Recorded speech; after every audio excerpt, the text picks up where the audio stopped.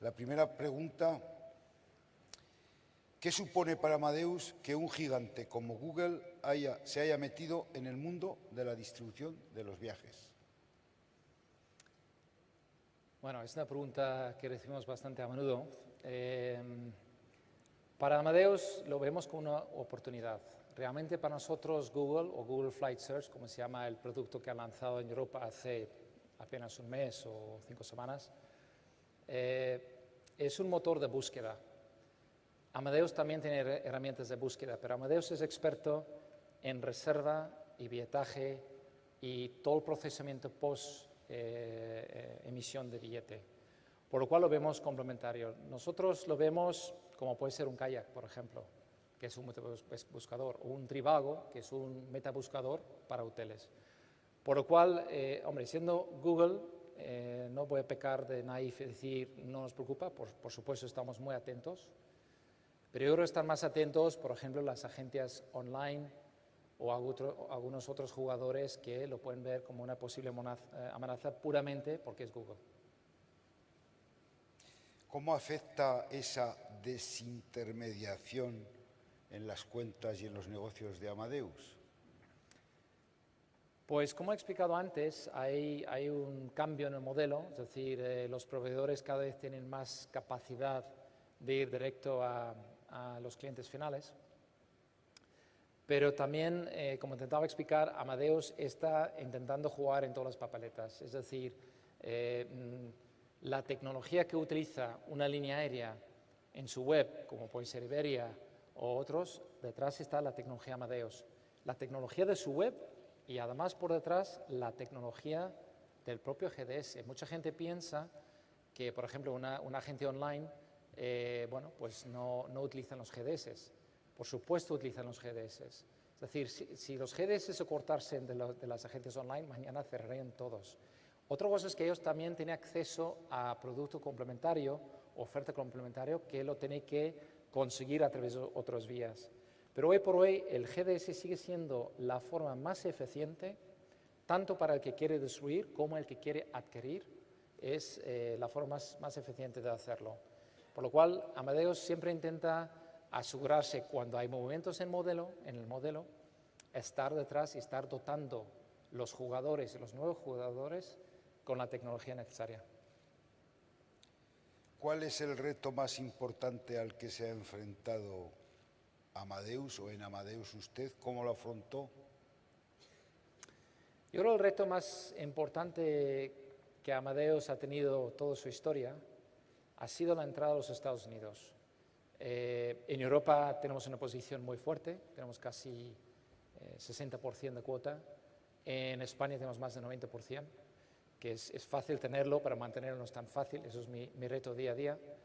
Pero en los Estados Unidos tenemos una presencia bastante más limitada y eso también de alguna forma es histórica porque los grandes GDS americanos tenían es decir, juegan en casa.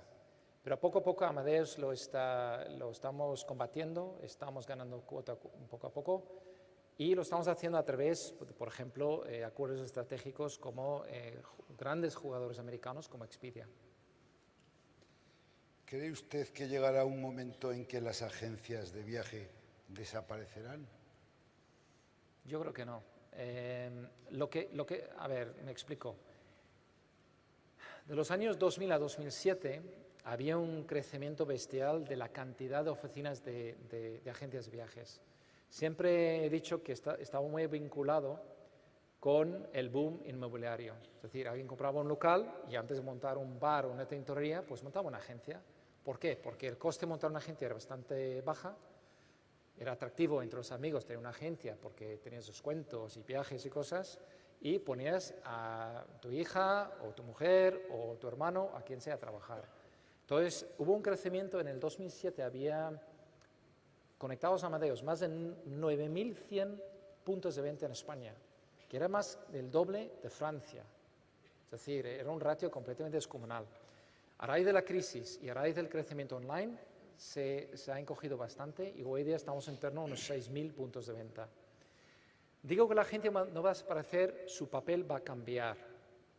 Yo creo que lo que sí va a pasar en el futuro No veo a los jóvenes de menos de 25 entrando en una agencia física. De alguna forma querrán que haya alguien que les aconseje, alguien que sepa, alguien que tenga el conocimiento, alguien que les resuelva el problema.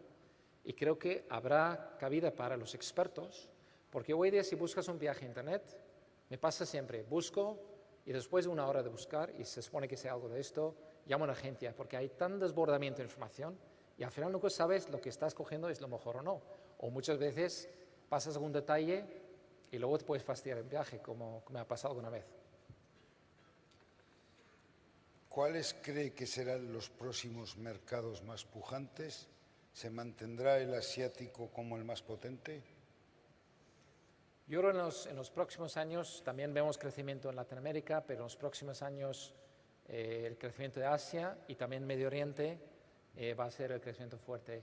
Europa sigue creciendo en algunas rutas, pero otras rutas están estancadas y, por ejemplo, el mercado doméstico en España y en algunos otros países está cambiando. ¿Altera Amadeus el precio en función de la demanda? No, en absoluto. Amadeus no es un merchant. Amadeus no entra a contratar producto y revenderlo para nada. Amadeus no puede tocar los precios. Los precios los cargan los proveedores, las líneas aéreas, las cadenas hoteleras. Amadeus no entra para nada en tocar los precios, no podemos. Si tiene idea, ¿puede decirnos cuál es el tanto por cien de inversión necesaria en la seguridad de sus procesos? La verdad es que no lo sé, pero lo que sí sé es que en los últimos años hemos invertido mucho dinero en cambiar nuestra tecnología, que estaba basado en tecnología TPF. No sé si hay ingenieros por aquí que conocen el TPF, que es una tecnología bastante antigua, muy cara de mantener. Y hemos migrado progresivamente todos nuestros sistemas a sistemas abiertos, tipo Unix, Linux, y eso por una parte. Y luego por otra parte, lo que comenté antes, tenemos sistemas de seguridad o protocolos de seguridad muy, muy importantes, porque Amadeus no podemos permitirnos el lujo de fallar ni siquiera un par de horas. El impacto es demasiado importante. ¿Cómo cree que se puede aplicar el modelo de Amadeus a una pequeña y mediana empresa de las que hay aquí? Claro, Amadeus empezó como una pequeña empresa. Yo me acuerdo cuando entré en Amadeus hace 21 años, éramos 87 personas en España, y hoy es una empresa de 10.000.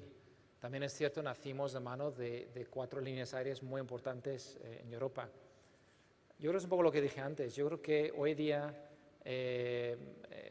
para crecer hay que buscar en qué te puedes diferenciar y buscar mercados fuera. Eso implica viajar. Por ejemplo, un dato interesante, nosotros vemos que el tráfico vacacional, la reserva vacacional está bastante parado, cayendo un poco. Sin embargo, el viaje de business, el viaje no en clase business, el viaje en negocios sigue creciendo. Y yo estoy convencido de eso es porque muchas empresas medianas y pequeñas se dan cuenta que tienen que salir, tienen que ir a las ferias, tienen que salir a otros países para buscar otros negocios o para poder revender sus servicios y productos. Y yo creo que sí hay una oportunidad.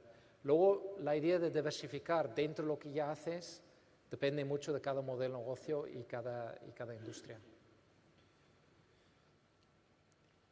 ¿Es el AVE una competencia real para el avión? ¿Cómo cree usted que evolucionará el ferrocarril? He venido esta mañana en AVE desde Madrid y la verdad es que es un lujo. Primero, puedes pasar la seguridad sin que te acosen o hacerte sentir culpable. Montas enseguida aunque llegas 3 minutos antes. Estás súper cómodo el AVE hasta aquí. La verdad es que es una maravilla. Si es un competidor en cualquier distancia por debajo de 300-350 kilómetros, a partir de ahí es más complicado.